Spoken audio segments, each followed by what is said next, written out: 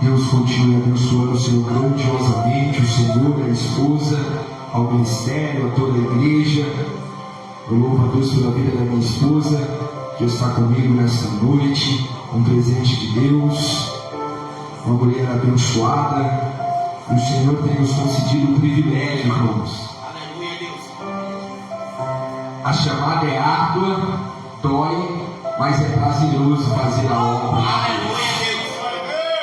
Existem propósitos específicos sobre a minha e sobre a tua vida, independente da chamada, seja de quem prega, seja de quem louva, seja de quem serve, seja de quem cuida, seja de quem limpa. Tudo é um ministério e tudo é uma chamada.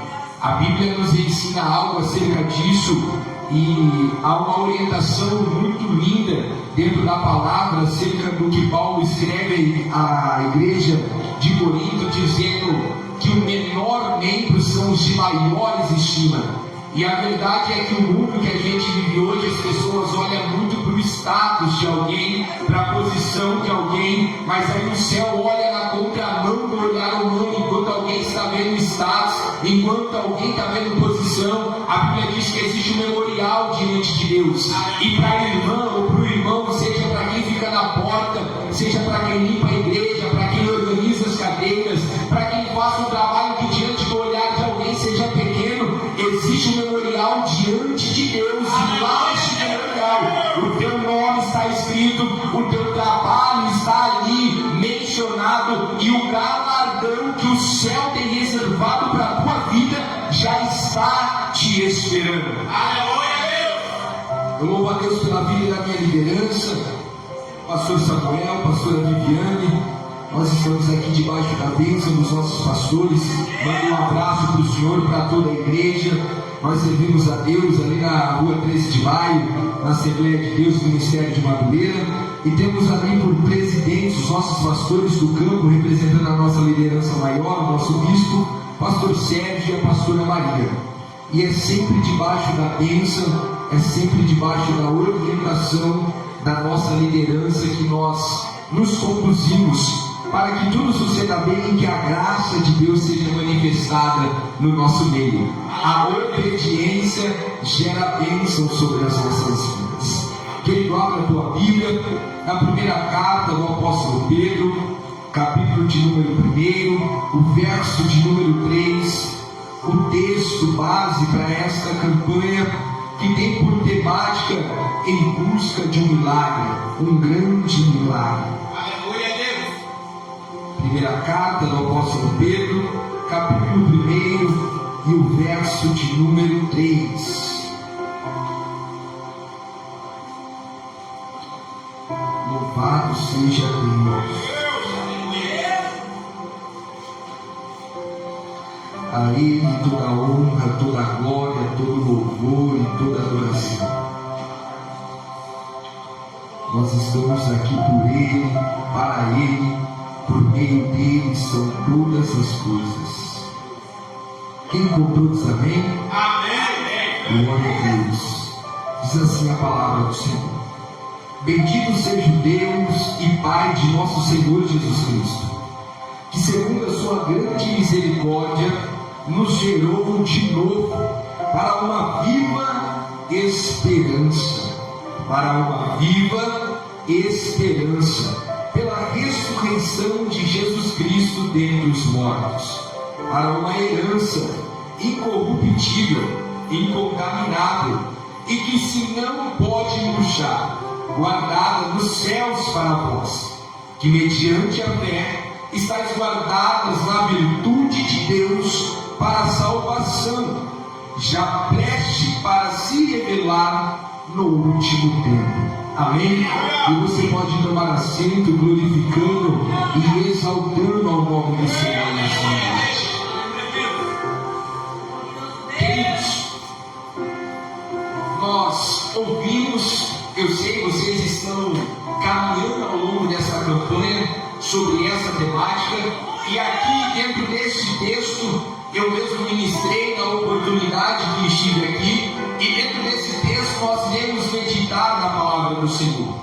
Mas alguém pode até se perguntar, mas novamente o mesmo que O texto é o mesmo, mas a palavra se renova mediante a minha e a tua necessidade a cada dia. Como o pastor, de uma maneira muito sábia, diz sobre o testemunho, que às vezes nós contamos e falamos uma vez e não contamos mais, mas a verdade é que a Bíblia e a palavra que nós ministramos é um testemunho do próprio Cristo. Diga-se de passagem, dentro dos evangelhos, daquilo que Jesus fez enquanto estava presente. E se olharmos para o Novo Testamento depois dos evangelhos, ou olharmos para o Antigo Testamento antes da manifestação de Jesus, nós vamos ver Cristo, nós vamos ver Deus operando no meio do teu povo, com sinais, prodígios e maravilhas.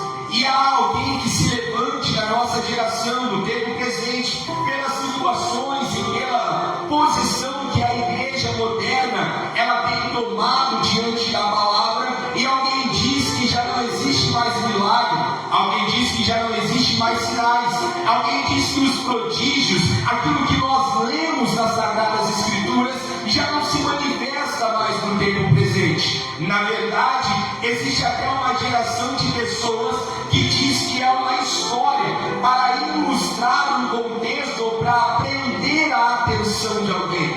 Mas a verdade é que a Bíblia, ela é a minha e a tua regra prática de vida, é a base da nossa fé, porque a palavra nos assegura que Ele, o nosso Cristo, o meu e o teu Senhor, a palavra é o verbo vivo que desceu, se fez carne e veio habitar no nosso meio. Então a minha e a tua Bíblia, a palavra do Senhor que nós temos, os relatos mencionados dentro deste livro, não é simplesmente uma história, não é simplesmente uma fábula, mas é a base da minha e da tua fé. Aleluia! E nós estamos falando sobre um milagre. Um milagre para alguém.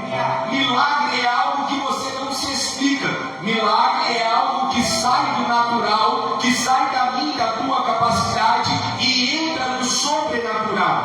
E às vezes tem pessoas, ou nós mesmos, quando oramos buscando um milagre, nós queremos entender a maneira que Deus vai fazer, queremos entender a maneira que Deus vai agir, queremos compreender qual é o caminho, qual é a direção, qual é o instrumento, qual é a porta que Deus vai abrir para trazer um milagre para a nossa vida. Mas deixa eu te convidar a entrar em uma esfera sobrenatural nesta noite e não se preocupar como é que vai acontecer o milagre, como é que vai ser, qual é o caminho que Deus vai tomar, quem é que Deus vai usar, de que maneira que vai ser. Mas ao invés de você se preocupar com isso, você adorar ao teu Deus, porque enquanto você adora, enquanto você glorifica, enquanto você busca, enquanto você ora, enquanto você vem na campanha, seja ela de 3 elos, 5 elos, 7 elos, seja talvez um propósito que há muito tempo você está orando, talvez 1 ano, 2 anos, 3 anos, 4 anos, não sei,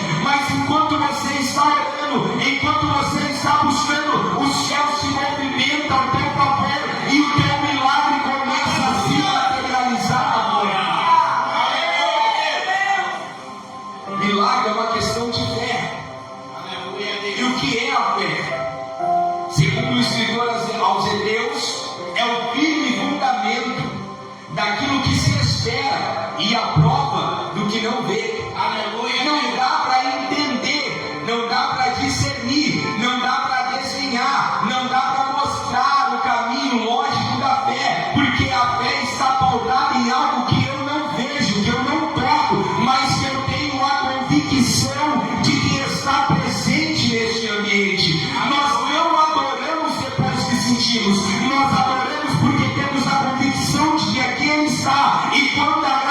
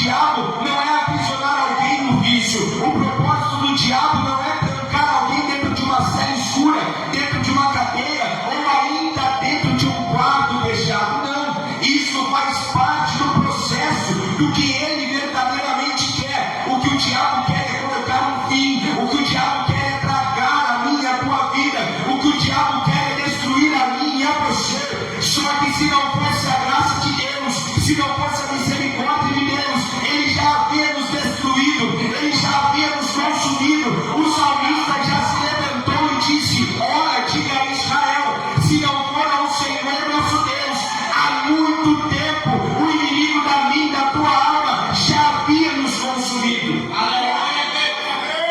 Porque a palavra do Senhor diz: enquanto há vida, há esperança. Enquanto há vida, há esperança. Há esperança para o drogado, há esperança para o viciado, há esperança para o maconheiro, para o cheirador, para a prostituta, para o traficante, para o homicida. Há esperança enquanto há vida. O apóstolo Paulo vai escrever na tua carta aos Romanos e ele vai dizer: se creres com o coração e confessar com a boca, para que haja salvação. Talvez você conheça alguém que está nessa situação. Talvez você conheça alguém que está nesse cenário. Porque da mesma maneira que buscamos um milagre para a nossa vida, muitas vezes alguém busca um milagre para alguém. Às vezes é uma esposa buscando por um esposo. Às vezes é um esposo buscando pela esposa. Às vezes é uma mãe buscando pelo filho, pela filha. Como também existe filhos buscando pelos pais. Mas o milagre, ele tem o poder, ou melhor, o Deus do milagre tem o poder de operar o milagre e transformar a vida do homem e a vida da mulher, tirar alguém que está no lamaçal do pecado e colocar para se assentar entre os principais. Porque ele é Deus. Oh, aleluia! Milagre não se explica, milagre se vive. E nesta noite eu tenho uma palavra do céu para a tua vida. Deus não está te convidando para entender qual vai ser o milagre, mas o céu está te convidando nesta noite para vivenciar o milagre de Deus na tua vida, na tua casa, na tua história. Você só tem que se preocupar em adorar, porque a palavra do Senhor mostra para mim e revela para você que Ele não está procurando doutores, Ele não está procurando homens e mulheres capacitados para entender de que maneira que vai ser. Ele não está procurando alguém que vai explicar o milagre. Ele não está procurando alguém que vai mostrar o caminho, não, porque o caminho é Ele, a verdade é Ele, a vida é Ele. Mas a palavra do Senhor nos diz no Evangelho de São João, capítulo 4, o verso 23, que o Pai está à procura dos verdadeiros adoradores que adoram a Ele em espírito e em verdade. Porque enquanto você adora, enquanto você glorifica, enquanto você exalta, o céu se movimenta a teu favor. O céu visita a tua casa, visita a tua história, visita a tua família, visita a tua trajetória. Deus realiza o milagre na vida de quem verdadeiramente adora o nome dele. Aleluia, Deus! Como é esse contexto? Jesus está falando com uma mulher samaritana, Deus! que na visão dos judeus, ela não era digna nem mesmo de adentrar no templo. É claro que no contexto, no período que nós estamos falando, ela não poderia chegar lá. Mas por se tratar de uma mulher que já estava no teu quinto casamento, e como ela mesmo vai testificar para Cristo, o marido atual não era dela, ou seja, ela estava em uma vida promíscua, afundada no pecado. Só que ela conhecia, e outrora já houve dentro dela a essência de uma adoradora. Por quê? Porque ela vai perguntar: os judeus dizem que nós adoramos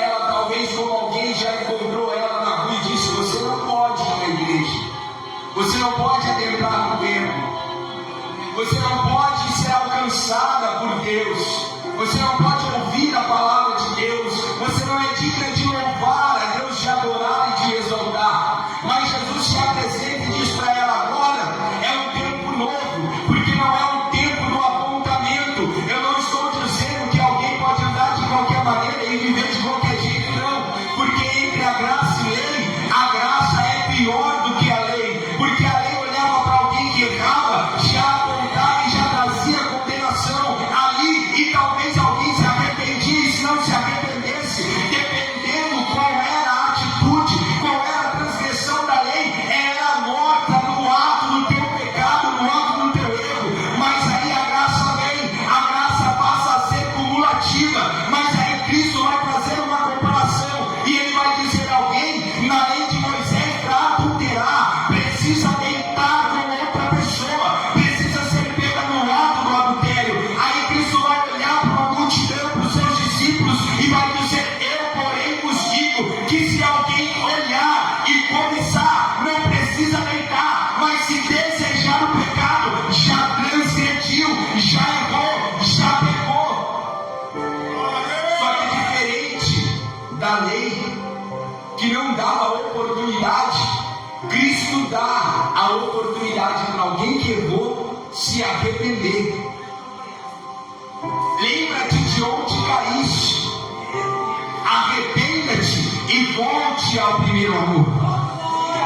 É a revelação do Espírito para uma das igrejas do Apocalipse. Só que hoje nós vivemos um contexto aonde as pessoas preferem apontar o erro de alguém que está fora do que olhar para si. E uma das orientações do apóstolo Paulo, tratando-se sobre Santa Ceia, sobre participar do corpo e do sangue de Cristo, Paulo não vai dizer para que um examine o outro, mas Paulo vai dizer: examine-se cada um a si mesmo. É olhar para mim, olhar para você e entender qual é a nossa vida diante de Deus, e estar diante dele, ter a dignidade, ser justificado, ter o direito de participar da mesa do Cordeiro. Não é sobre ser perfeito, porque santidade para nós é uma progressão, é algo constante. A santidade é uma separação, porque santidade quer dizer separado. Deus levantou um povo, Deus constituiu uma igreja, o povo, a tua noiva, e este povo, esta noiva, a igreja de Cristo. Eu não falo de placa, falo da noiva do Cordeiro. Ela foi eleita para ser separada do mundo, e isso é um processo constante na minha e na tua vida. Isso é algo necessário na minha e na tua vida constantemente. A tua renúncia de ontem não garante o céu para você hoje, mas o pecado de alguém ontem também não aniquila o céu para alguém hoje, uma vez que há arrependimento na vida de alguém. O céu não é ganho por tempo de igreja. O céu não se ganha por nomenclatura, não se ganha por carteirinha. O céu se ganha por dedicação à palavra de Deus. Não é sobre um tempo, porque muitos estavam, mas Deus olha e diz: muitos virão do Oriente e do Ocidente, se assentarão à mesa, enquanto os filhos do reino ficarão fora. Nós vemos isso expresso na figura do ladrão na cruz, em que um vai zombar de Cristo, o outro vai reconhecer quem Cristo é, e ele vai fazer um pedido na tua última oportunidade: lembra-te de mim quando entrares no teu reino. E Jesus olha para ele, para o malfeitor, alguém que está sendo crucificado, como ele mesmo reconhece, pelos teus próprios erros, pelos teus próprios pecados. E Jesus diz: ainda hoje estarás comigo no paraíso. Senhor foi liberado e alcançou a vida daquele homem naquele estado. Nós precisamos viver uma vida constante de adoração ao nosso Deus. E o que é que isso tem a ver com a palavra e com a temática da campanha? Nós estamos em uma busca por um milagre. Nós estamos buscando algo para mim, para a tua vida. E bem verdade é que o que nos motiva a estar na presença de Deus são as lutas que nós enfrentamos.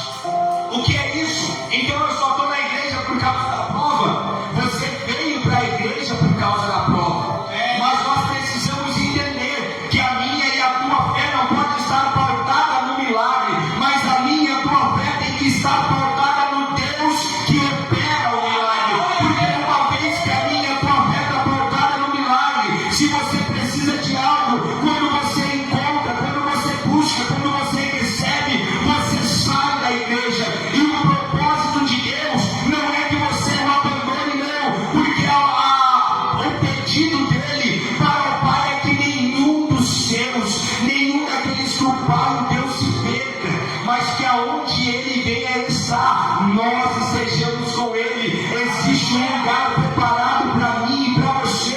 Nós não somos desta terra, nós vivemos desta terra, mas o meu e o teu lugar não é aqui. Existe uma mansão celestial aguardando a mim e aguardando a você. Deus tem preparado uma morada para mim, Deus tem preparado uma morada para você, e nós iremos alcançar o céu em nome de Jesus. O maior milagre realizado sobre a vida do homem ou da mulher é a salvação, é a paternidade espiritual, aonde Deus olha para nós e não nos vê como escravo, não nos vê como servo, e na verdade não nos chama de pecadores apesar de sermos, mas nos chama de filho.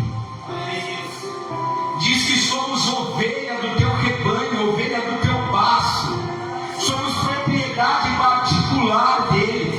Ele nos compara como a menina dos olhos de Deus. O que é isso? É algo particular, é algo sensível, é algo que ninguém pode tocar, porque se alguém tocar na menina do olho, a tua visão ela é afetada. Deus nos compara com algo especial que não tem valor. A Bíblia diz que nós não somos comprados com coisas corruptíveis. Não é ouro, não é prata, mas é com o precioso sangue de Cristo. O sangue vertido sobre a cruz do Calvário para a remissão do meu e do teu pecado, para nos dar direito à paternidade espiritual, para que eu e você pudéssemos ter acesso ao céu, para que eu e você pudéssemos olhar para Ele e não olhar como um estranho, não olhar de qualquer maneira, mas dizermos: "Ah, papai", porque não somos agora órfãos, mas somos filhos de Deus, cordeiros de Cristo. Nós temos por herança o céu, esperando a mim, esperando a você.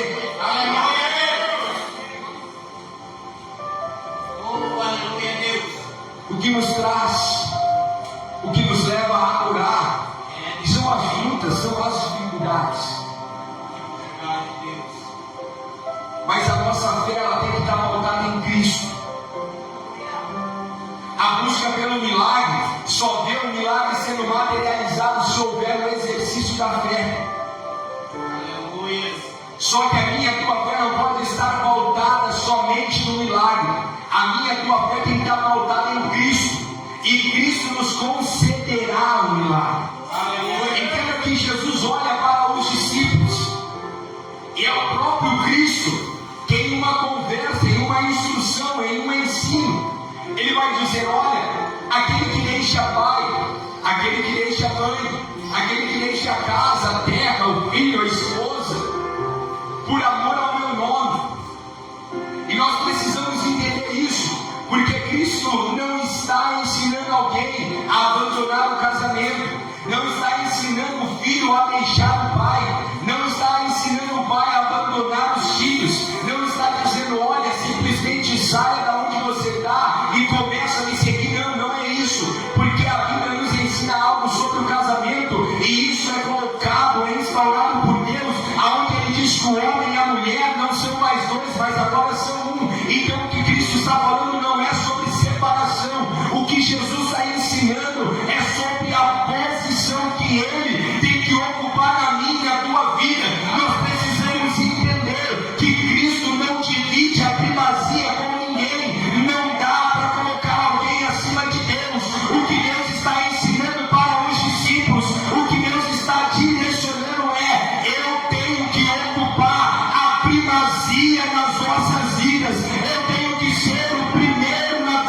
vida, eu tenho que ser o primeiro na tua história, tem que ser eu. O primeiro lugar é dele, não é meu, não é o meu eu, mas é ele. Não vivo para mim, mas vivo para ele. A glória não é minha, a glória é dele. A honra não é minha, a honra é dele.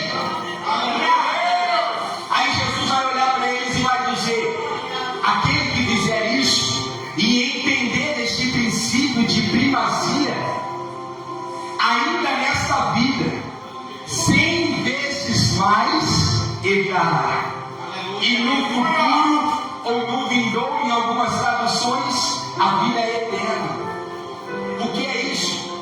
Deus está dizendo que, condicionado à atitude, quando nós aceitamos e mantemos Deus no devido lugar que é dele, o lugar de ser o primeiro na minha e na tua vida, Ele está dizendo: eu vou acrescentar sobre a tua vida, eu vou colocar sobre a tua vida, eu vou cuidar de você, eu vou cuidar dos teus, eu vou cuidar da tua casa, eu vou cuidar da tua história, eu vou cuidar da tua trajetória, eu vou cuidar da tua chamada, eu vou ser a tua fortaleza, eu vou ser o teu respaldo.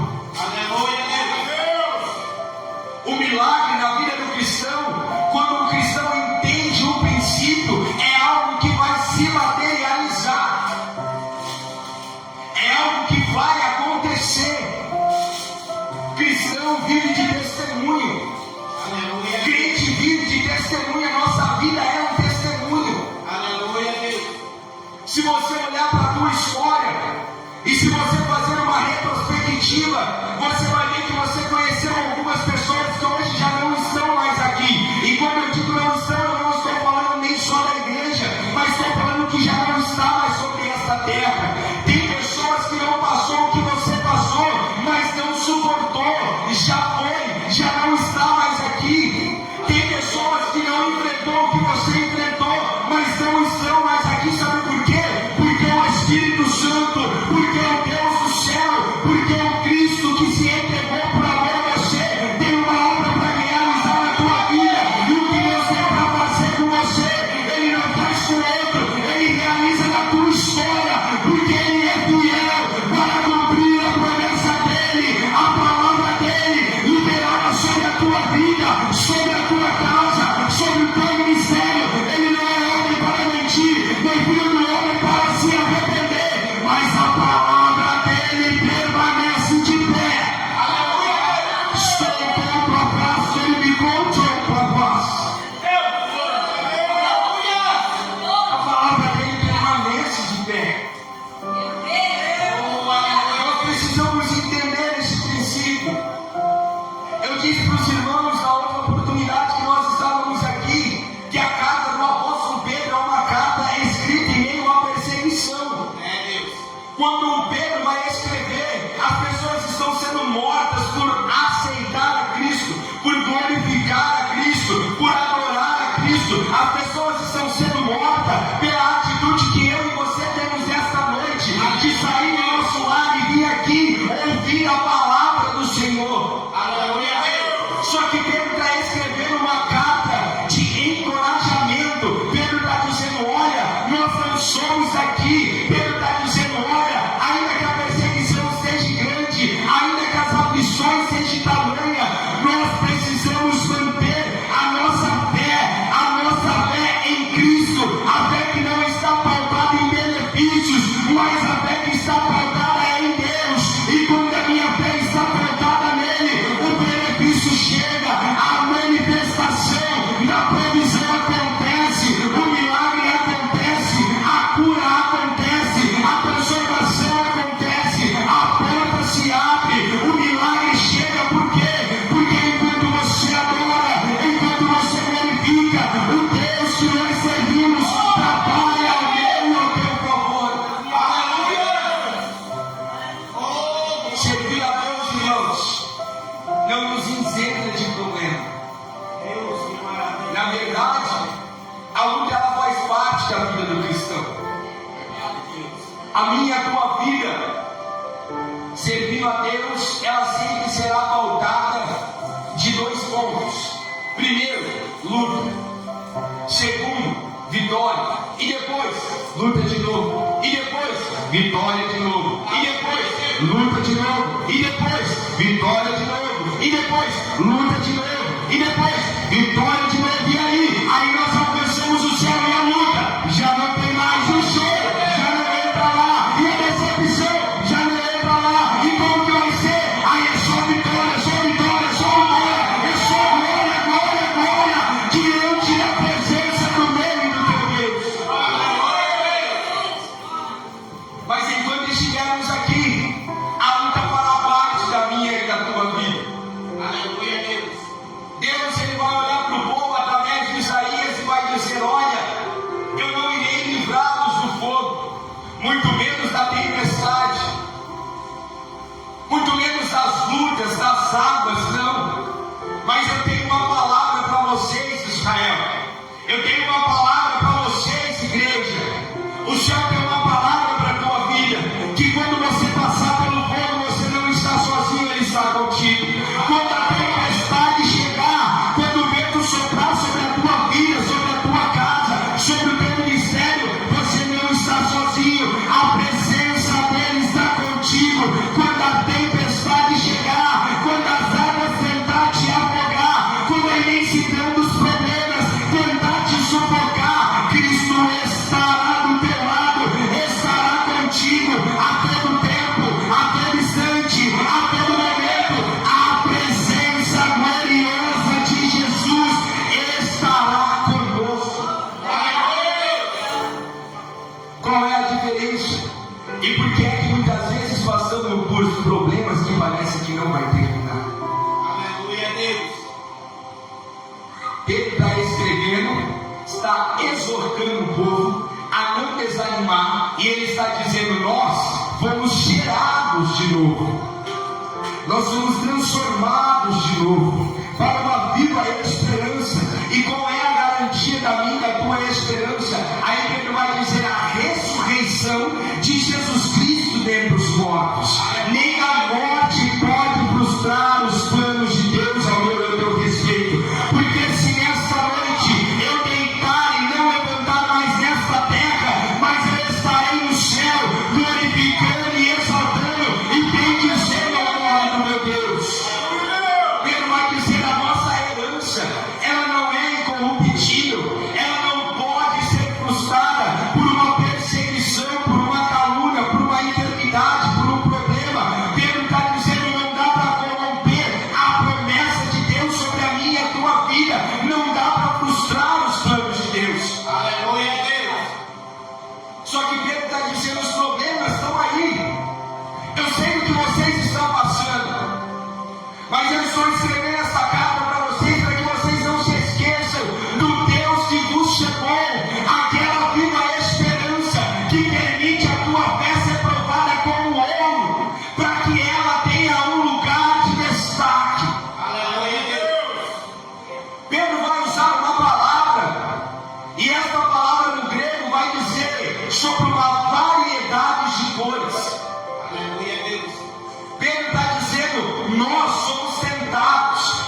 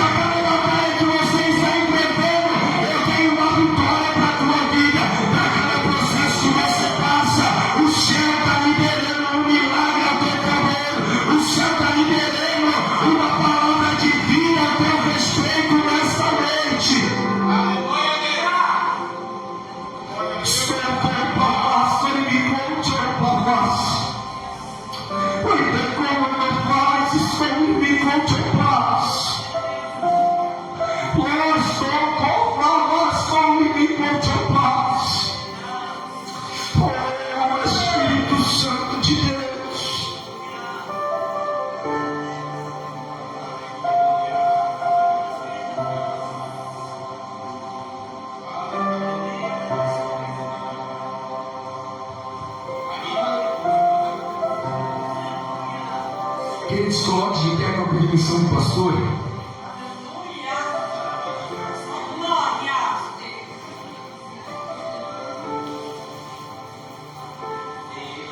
Deixa eu liberar uma palavra na tua vida. Para você que veio buscar o milagre da parte de Deus esta noite. Entenda algo. Quando eu digo que a nossa vida é marcada por processos, este processo tem 2 pontos: sobre luta e vitória. Eu não estou te falando sobre algo que eu imaginei, mas eu estou te falando sobre algo que está pautado dentro da palavra. Eu sei que parece até jargão de pregador, porque talvez você ouviu muitas pessoas e talvez alguém até já falou isso para você. Eu ouço isso muitas vezes e falo sobre isso, mas toda vez que falo, eu falo sobre a palavra e não é um jargão, uma frase bonita para mexer com o ego ou mexer com o sentimento de alguém. Porque nós ouvimos muitas vezes as pessoas dizendo que a tua luta é grande, fique tranquilo porque a tua vitória será maior. Só que a verdade é que a gente passa tanta luta e tanta prova que a gente fica imaginando: será que a vitória realmente vai chegar? Será que a vitória vai vir? Será que eu vou ter mesmo essa satisfação, esse contentamento? Eu vou desfrutar deste milagre? A história de José nós conhecemos, eu não vou me deter dentro dela por causa do horário que já é avançado. Mas nós sabemos que José é traído pelos irmãos quando José tem um sonho. O sonho de José não provém dele, provém de Deus. Ele é traído pelos irmãos, lançado dentro de uma cisterna, é vendido para uma caravana de estrangeiros midianitas, vai para o Egito não pela tua vontade, mas porque os irmãos ali prepararam, armaram uma situação, forjaram a morte de José. E dentro do Egito ele vai para a casa de Potifar, na casa de Potifar ele vai para dentro do cárcere. Até que dentro do cárcere Deus usa ele para falar com alguém, com 2 homens. Ele traz a interpretação do sonho.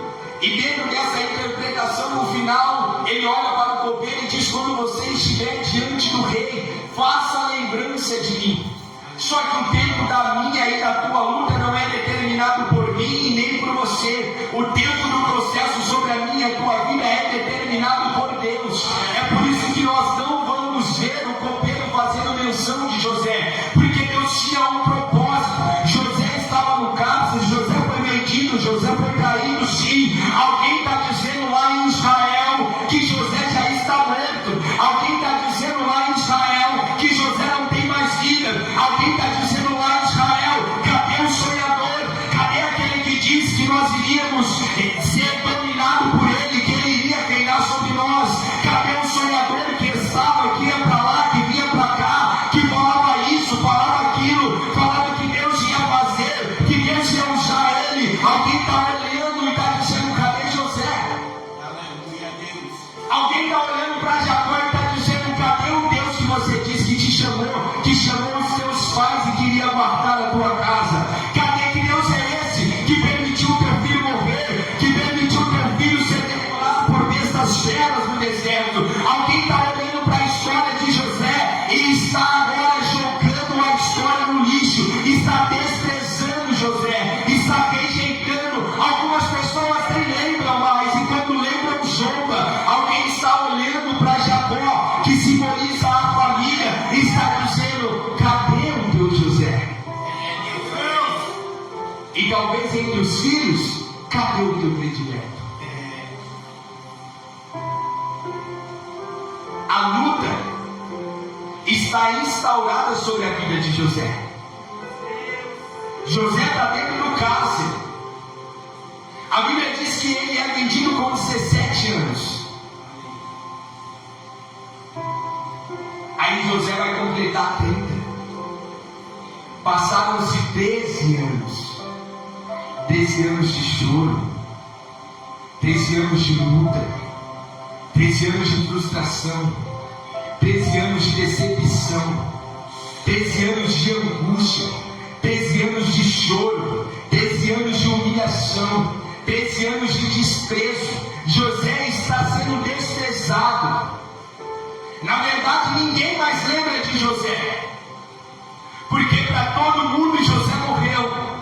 Aí com 30 anos, Deus vai incomodar e vai trazer um sonho para Faraó dentro do Egito. E aí alguém vai se lembrar, o copeiro vai dizer: olha, tem alguém que teve, que eu tive um sonho e me trouxe a interpretação.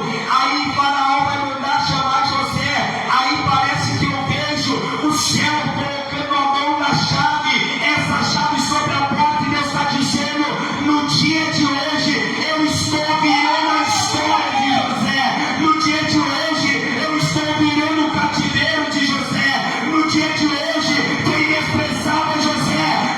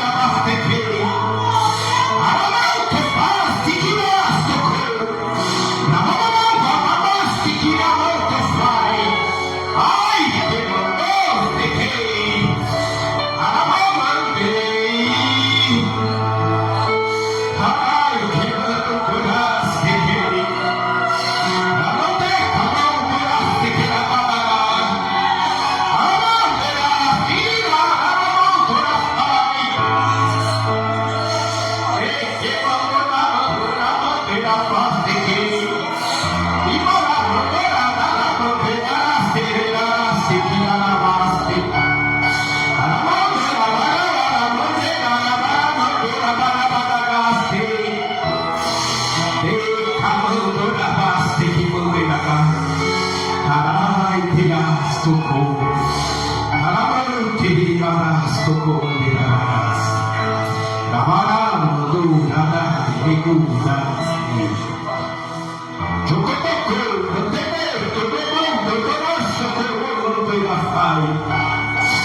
E para cultura, e ninguém darás, e mandei, aramonto fazagaço, comandei da gai, e me gasto, comandei, aramonto da fai.